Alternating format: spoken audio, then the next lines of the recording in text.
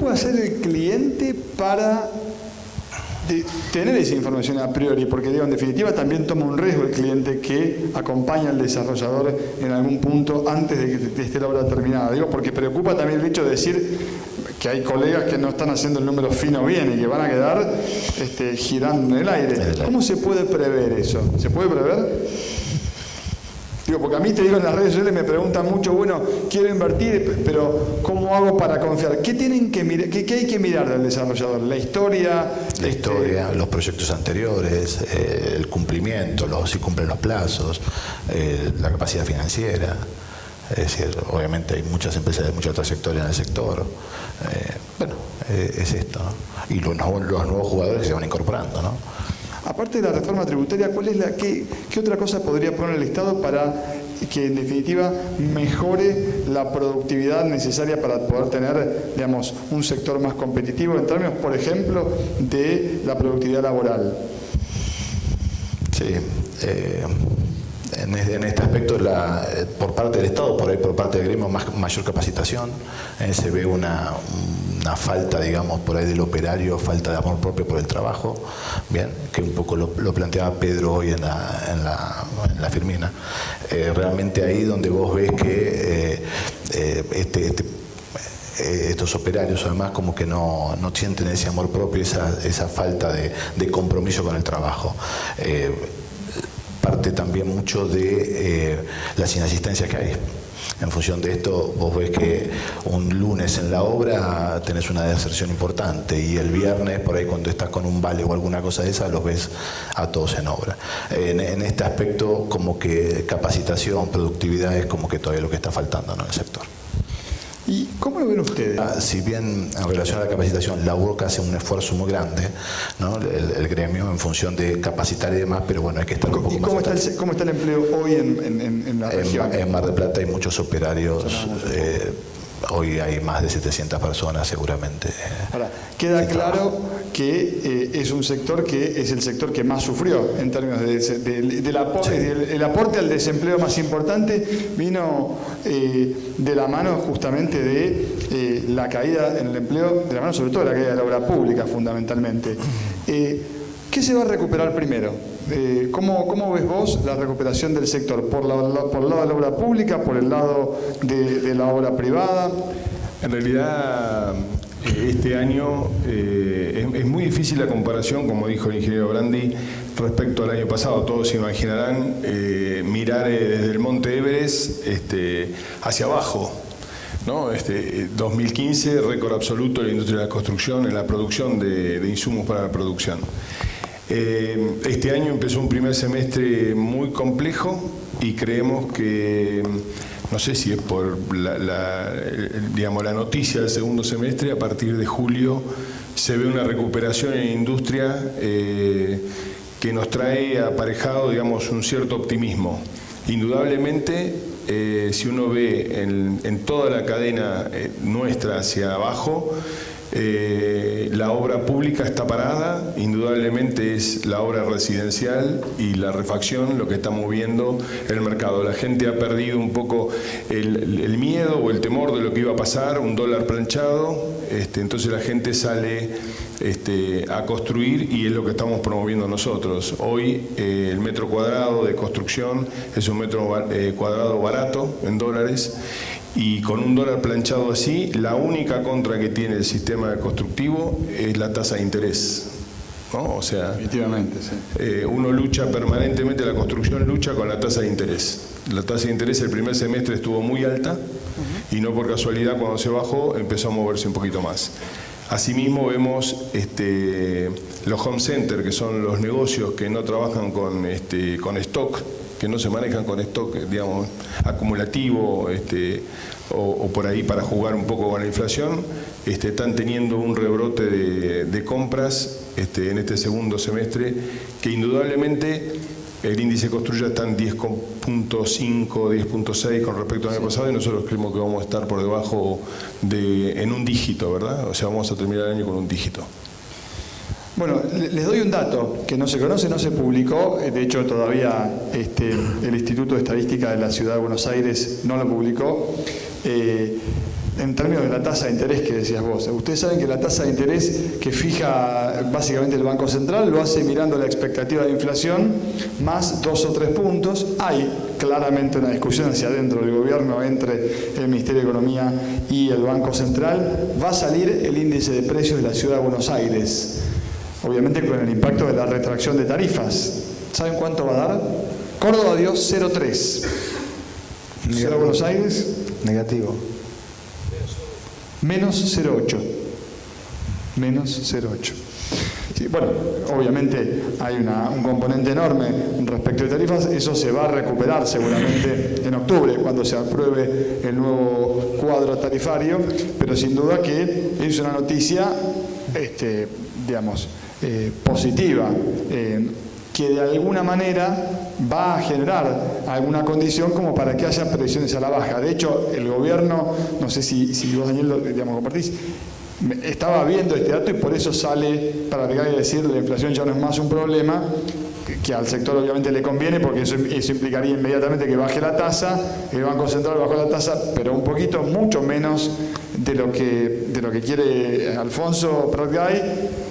El consenso de los economistas creemos que están sobrando 2 puntos de tasa. Ahora, ¿vos ves que una baja para que se note realmente, con 2 puntos de baja de la tasa se va a notar, o hace falta que la tasa baje, no sé, 7, 8, 10 puntos? Es un conjunto de situaciones. Nosotros en el año 2002, cuando se creó Construya, teníamos la previsión de que había casi un PBI de dinero en los colchones o en el exterior. Este año seguimos pensando lo mismo, nada más que eran 170 o 126 contra 470. Creemos que hay el mismo, un PBI fuera, en los colchones o en el exterior, y ese dinero, imaginando que el 14% del PBI es lo que mueve la construcción, sí. Si nosotros tuviéramos un 2 o un 10% de ese dinero aquí de vuelta, sería un movimiento para la construcción enorme. Bueno, un dato que refuerza lo que vos estás diciendo es cómo se dio el crecimiento del sector entre 2003 y 2011, fundamentalmente, fue importante. Todos coinciden que la construcción creció mucho. ¿Vieron mucho crédito hipotecario dando vuelta? No. ¿Y qué financió eso? Un poco la renta de sectores como el agro y otro poco, digamos, los colchones. Totalmente, teniendo en cuenta que el nuevo crédito hipotecario del Banco Nación no accede a refacción. Ni a construcción. Ni a construcción. Es una discusión pendiente todavía. Esa compra solamente. Así es. Ahora, hablamos de créditos y yo no quisiera dejar pasar la oportunidad, porque yo sé que hay un montón de gente que está pensando en adquirir su vivienda. El crédito que ajusta por UBI es un crédito en donde ustedes tienen mucho para decir, sobre todo porque la UBI depende justamente de la variación del costo en el cual ustedes se mueven. Si ustedes tuvieran que asesorar a alguien que nos está mirando y que tiene que tomar una decisión, ¿es por el lado de la UBI o por el lado de la tasa fija del Banco Nación, que hoy vale 14%, digamos? ¿Cómo lo ven eso? Y hoy te conviene más la tasa fija del 14%.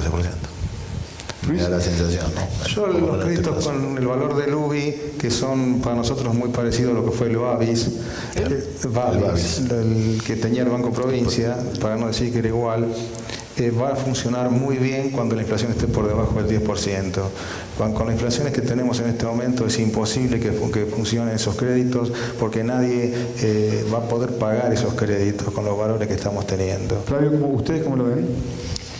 No, nosotros no es algo que nos impacte mucho, digamos, no relacionado con nuestro sector, pero comparto la apreciación de Luis, ¿no? Con respecto a los niveles tendría que estar más baja los niveles de inflación para que esos créditos empiecen a funcionar. Digamos, validando lo que dice tanto Flavio como Luis, en Chile estos créditos, que es el modelo que se tomó, arrancaron en el año 67 y empezaron a funcionar bien en el año 94, porque hasta que no bajó la inflación, no es que haya que esperar 30 años, pero hasta que no bajó la inflación, esto no funcionó bien. El crédito de Nación obviamente tiene una tasa fija, despeja riesgo. Vamos a ver seguidamente un ejercicio de comparación entre las cuotas.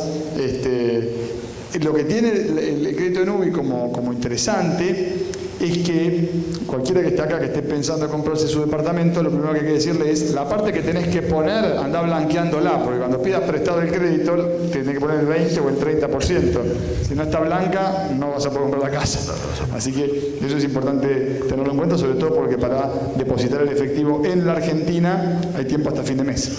¿Sí? Ese es un dato para considerar. La otra cuestión es que las UBI también son un mecanismo de ahorro.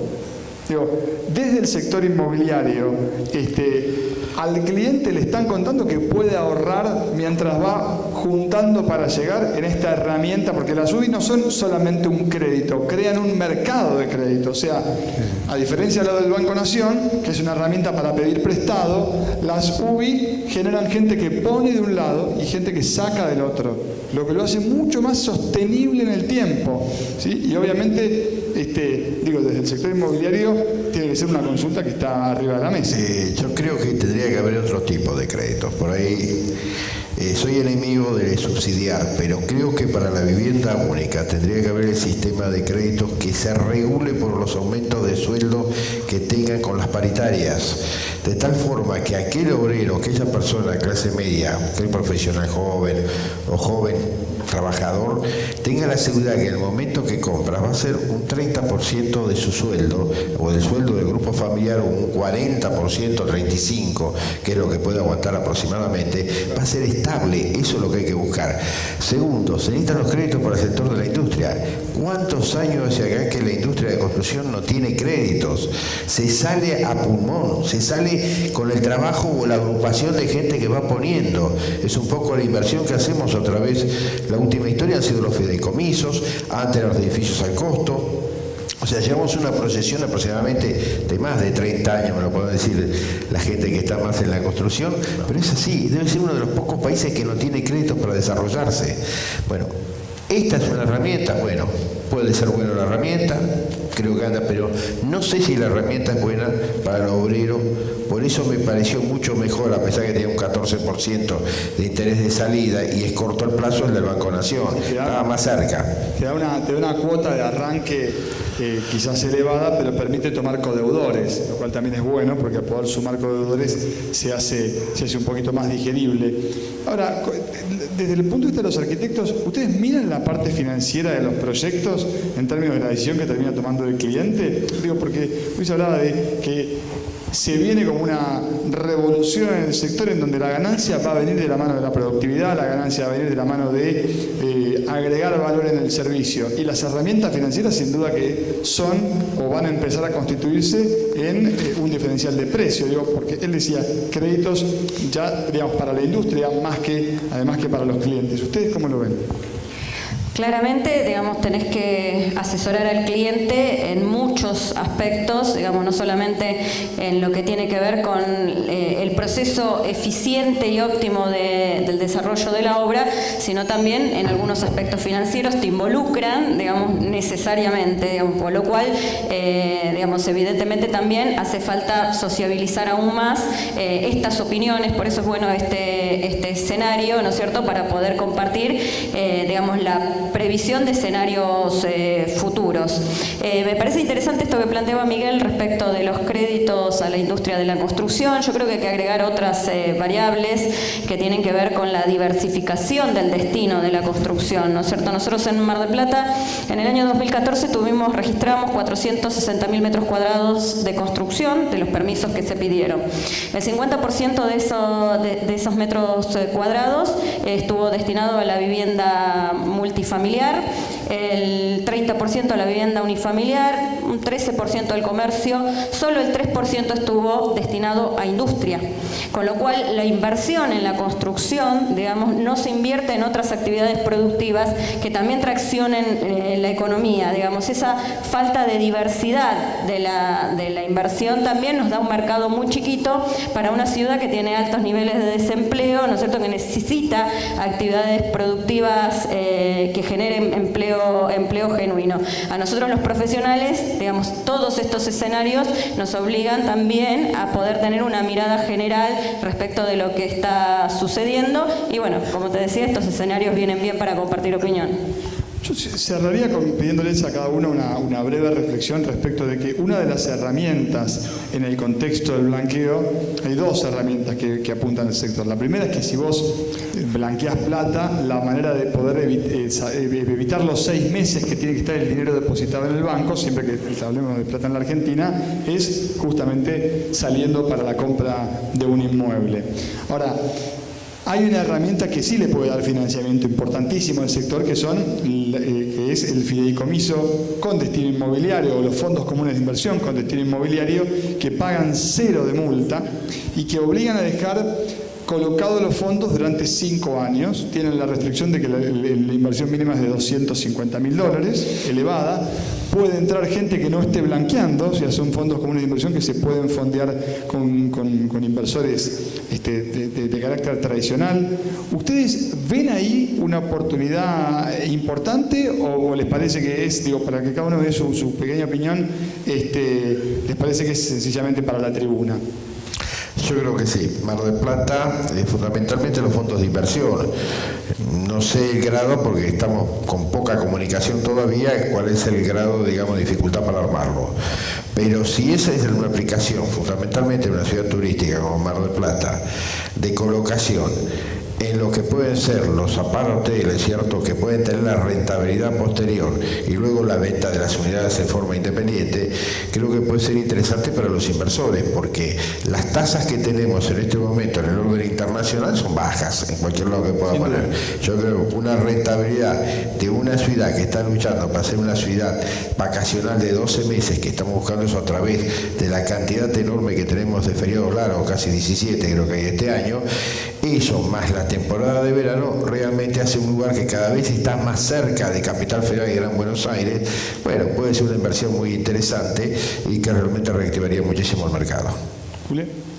Sí, puede ser, digamos, hay que trabajar mucho el tema de la confianza. Hoy se habló mucho del tema de la confianza en la presentación inicial. Digamos, una inversión de tan largo plazo, 5 años, digamos, tenés que disponer de los recursos y tener determinada espalda, tenés que tener esos recursos para poder destinarlos ahí y no necesitarlos para otra cosa. Digamos, puede ser algo interesante. Pero vos hoy preguntabas qué puede hacer el Estado, y acá, digamos, también, digamos, las respuestas estuvieron en torno a las cuestiones económicas, digamos. Realmente a mí me parece que, digamos, el Estado en todos sus niveles, digamos, puede también intervenir en otras variables que inciden en la productividad de la industria de la construcción. Claramente, digamos, la producción y el acceso al suelo urbano es una de las variables sobre las cuales hay que trabajar. En eso tiene que trabajar el Estado, tiene que trabajar profundamente. La provisión de infraestructuras básicas a ese suelo, digamos, vos mencionaste el tema del gas para Mar del Plata, y la región es central. Digamos, en Mar del Plata se vive con mayor angustia, con mayor dificultad el tema de las obras que están destinadas a vivienda residencial, multifamiliar y unifamiliar, pero en toda la región también las actividades productivas dependen de la provisión de ese servicio, y en otras ciudades hay problemas con los servicios eléctricos, con el agua, la cloaca. Y bueno, y también, digamos, un dato que me parece que es central es el tema de la normativa urbana. Digamos, acá Miguel recién mencionaba los aparthoteles, digamos, y todo ese tipo de cuestiones. El control de la expansión urbana y el uso del suelo con normas claras también incide muchísimo en la confiabilidad del sector de la construcción para que las inversiones decidan alojarse en Mar del Plata y no en otro lugar, claramente, digamos. Entonces, todo este tipo de cuestiones hacen a la confianza, que es algo de los valores centrales para trabajar, para que cualquiera de estas propuestas respecto de cómo blanquear capitales o cómo invertirlos o obtener crédito para poder invertir, realmente sean viables, si no, nada va a funcionar. Flavio. Sí, también, continuando un poco con la línea de Julia, me parece que es necesario que esas inversiones, bueno, un poco estén ligadas a la trayectoria de los grupos que las van a liderar, que los proyectos sean sustentables, que sean confiables, también teniendo en cuenta que los márgenes van a ser muy estrechos y porque el mercado lo va a demandar así, y que estén acompañados de políticas de Estado que doten de la infraestructura necesaria para que eso sirva de desarrollo. Si no, no va a ser tampoco sustentable, ¿no? En ese aspecto hay mucho para invertir en Mar del Plata. Mar del Plata, ya viendo un poco más el ámbito local, viene de algunos años de falta de inversión. El caso del gas es sumamente elocuente, pero también en lo que es redes, si bien hay una inversión fuerte en agua y cloaca, la ciudad se va expandiendo y necesita de mayor inversión. Y por supuesto en pavimentos urbanos hay algo que es bastante notorio en la ciudad, que hace falta una inversión importante en ese sentido. Entonces, si no va todo eso de una forma relacionada y asociada, creo que es muy difícil canalizar inversiones, ¿no? Luis. Yo creo que los fondos comunes de inversión, como están armados, son negocio para los bancos y para los grandes. Los grandes, podrá estar IRSA, podrá estar Constantini, o sea, no está hecho para el gran sector. Creo que por ahí la gente se va a querer ahorrar ese 10% depositando el dinero ahí, pero hay que tener en cuenta que hay que bancar los gastos del Fondo Común de Inversión, que andan rondando el 2% anual. O sea que en 5 años los gastos que tenés del Fondo Común más o menos va a ser lo que te ahorraste por el 10%. Y después, lo que sí va a servir para estas empresas grandes o los bancos, van a conseguir dinero gratis. Van a tener dinero gratis por 5 años. Encima tienen que tener proyectos que compitan con los proyectos nuestros. Yo estaba diciendo que tiene que subir el precio para que nosotros, los que están sentados acá, siendo muy eficientes, puedan tener una rentabilidad mínima. Esas empresas no son eficientes, son elefantes. No van a tener una rentabilidad. Necesitan que el valor suba mucho más de lo que necesitamos nosotros. O sea que para mí tendría mucho cuidado, porque para mí van a dar rendimientos negativos lo que es los fondos comunes de inversión en la situación como están. No va a ser negativo para los bancos o para las empresas que reciban. Para eso nunca. Pero no me parece como una alternativa interesante. Yo ante esa alternativa preferiría pagar el 10% y sé que el 90% es mío. Muy bien, Leonardo. No, más que nada un poquito en relación a los fideicomisos también para lo que es financiar el Estado para las obras de infraestructura, como decía Flavio, ¿no? Poder a través de esos fideicomisos que el Estado también pueda financiar obras, ¿no? Infraestructura, saneamiento y demás. Y con respecto a la obra privada, los jugadores que pueden entrar son enormes. IRSA, grupos muy fuertes. ¿Jugadores de afuera están viendo que ingresen? Yo creo que son más locales. Me da la sensación que sí. Le toca el cierre. Posiblemente, con respecto al blanqueo, la pregunta que hiciste, me parece que el blanqueo no está dirigido hacia el nivel constructivo. Pareciera que no ese es el camino. El camino del sistema constructivo es la no pelea, digamos, ¿no? La competencia con la tasa, como había dicho, y con el dólar, ¿no? Si recién vimos los gráficos, en nivel de construcción casi el 40% es por inversión. Entonces, si esa inversión no está en juego con la tasa o con el ahorrista no tiene en juego con la tasa o con el dólar, la vuelca a la inversión en construcción, que es lo que en los últimos 50 años ha dado mejores dividendos. Bueno, muchísimas gracias por haber participado. Yo creo que se llevan información interesante para tomar decisiones y bueno, nos estaremos seguramente encontrando en el próximo encuentro de Construya. Muchísimas gracias. Vamos. ¿Querés que te...? Qué living que tuvimos. Renovamos aplausos, a ver, más fuerte, por supuesto, por estos conceptos que fueron vertidos. Les pedimos a todos que se vayan ubicando, a quienes participaron de este panel. Así pueden apreciar esta ponencia, esta disertación de Matías Tombolini, que ya la irá preparando. En el mientras tanto, ubíquense y aquí iremos preparando para esta disertación.